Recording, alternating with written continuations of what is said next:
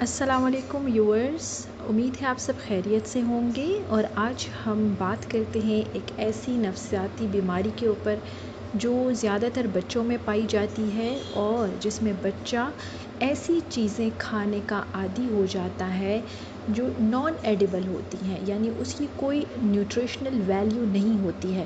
آپ نے اپنے گھر میں یا آس پاس ایسے بچوں کو ضرور دیکھا ہوگا یا سنا ہوگا کہ بچے مٹی کھانے کے عادی ہو جاتے ہیں، چاک چبانے کے عادی ہو جاتے ہیں۔ کچھ بڑے بھی ایسی عادتوں کا شکار ہو سکتے ہیں۔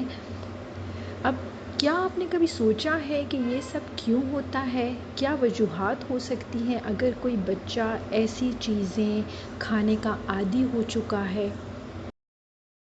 ایسی نان ایڈیبل، نان نیوٹریشنل چیزیں کھانے کی عادت ہو جانا یہ ایک ایٹنگ ڈس آرڈر ہے جو بچوں میں پایا جاتا ہے، جسے پکا کہتے ہیں۔ اب یہ کنڈیشن کن کن بچوں میں پائی جاتی ہے؟ ایک تو جس بچے میں اگر آئرن یا زنک کی کمی موجود ہو، اگر بچے کا ہیموگلوبین ٹیسٹ کروایا جائے اور اس کا خون کم ہے، اس میں آئرن کی کمی ہے، تو بھی بچہ ایسی نان نیوٹریشنل چیزیں کھانے کا عادی ہو جاتا ہے، یا زنک کی کمی کے باعث بھی یہ کنڈیشن سامنے آتی ہے۔ اس کے علاوہ ایک بہت بڑی وجہ جو ہے وہ برین انجری ہے۔ دماغ پر اگر کسی قسم کا گہرا زخم آیا ہے یا کوئی ایسی چوٹ آ گئی ہے، یا وہ بچہ پیدائشی طور پر تھوڑا کمزور ہے، اس کے اعصاب کمزور ہیں، تو بھی ایسے بچوں میں ایسی نان ایڈیبل چیزیں کھانے کی عادت ہو جاتی ہے، جسے ہم ہماری زبان میں، نفسیاتی زبان میں اس کو پکا کہتے ہیں۔ اکثر ایڈلٹ میں ایسی کریونگ ان چیزوں کے لیے یا ایسے نان ایڈیبل چیزوں کے لیے تب ہوتی ہے جب پریگننسی ہوتی ہے، یا بڑوں میں بھی خون کی کمی پائی جائے، تب بھی ایسے ہی جو پکا ہے وہ بڑوں میں پایا جاتا ہے۔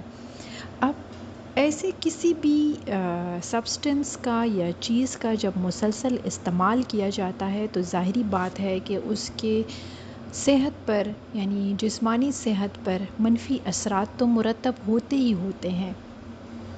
اس کے زہریلے پن سے یا اس کی ٹاکسیسٹی سے بہت سارے ہیلتھ ایشوز سامنے آتے ہیں، جیسے کہ خون کا مزید کم ہو جانا، گردوں کے مسائل سامنے آ جاتے ہیں۔ اگر کوئی بچہ مسلسل ریت کھا رہا ہے، مٹی کھا رہا ہے، تو اس کے اکثر گردوں کے مسائل زیادہ تر سامنے آ جاتے ہیں۔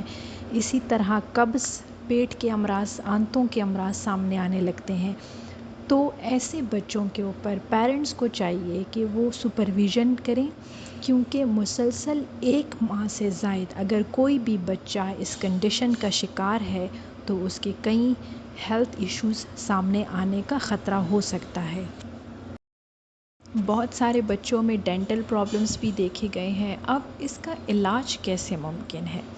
پہلے تو جسمانی طور پر اس کے کچھ ٹیسٹ ہوتے ہیں، کروائی جائیں۔ آیا اس کی کوئی ایسی کنڈیشن، جیسے کہ پہلے بتایا ہے کہ کہیں اس کا HP تو کم نہیں ہے، جسے ہم آئرن کہتے ہیں، یا اس کا زنک لیول تو کم نہیں ہے۔ اس کے ساتھ ساتھ پیرنٹس کو چاہیے کہ اس کے سپرویژن کی جائے، ہیلدی ڈائٹ پلان بنایا جائے اور بچے کو وہی ڈائٹ جو ہے وہ آفر کی جائے۔ بچوں کے اوپر اس معاملے میں اسٹرکٹ پنشمنٹ کرنا بھی غلط ہے، کیونکہ وہ بچے پھر چھپ چھپ کر ایسی چیزیں کھانا شروع کر دیتے ہیں۔ اس کے علاوہ بہت ساری تھیراپیز، یعنی بیہیویئر تھیراپیز کے لیے بڑی سوٹیبل ہے ایسے بچوں کی۔ سائیکولوجیکل ٹریٹمنٹ میں بیہیویئر تھیراپی بڑا اہم رول ادا کرتی ہے، اور جتنے بھی مینٹل ہیلتھ ایشوز ہیں ان کو سرفیس پہ لایا جائے کہ اگر بچے کو کوئی اور مینٹل ایشو ہے، مینٹل ہیلتھ ایشو ہے، تو اس کا ٹریٹمنٹ کیا جا سکے، تاکہ جس کی وجہ سے یہ پکا کاز ہو رہا ہے، اس کاز کو، اس بیس لائن کو ٹھیک کیا جا سکے۔